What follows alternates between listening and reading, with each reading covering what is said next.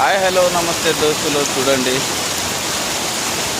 మొన్న వచ్చినటువంటి వర్షాలకు ఈ వాగులు వంకలు పొంగి పొర్లి ఈ అలుగు మాత్రం మా అలుగు ఇగో నా హైట్లో ఏడు దాకా ఈ అలుగు పోయటం జరిగిందండి. చూడండి, ఇప్పటికైనా అలుగు పోస్తూనే ఉంది. ఇది సుమారుగా ఒక 2 నెలల పాటు అలుగు పోస్తూ ఉంటుంది. ఎందుకంటే ఈ యొక్క వరదలతోటి మిర్చి తోటలు మొత్తం ధ్వంసమైపోయినాయి, పొలాలు మొత్తం పోయినాయి. చూడండి, ఈ చరిత్రలో మేము ఎప్పుడు చూడలేదు.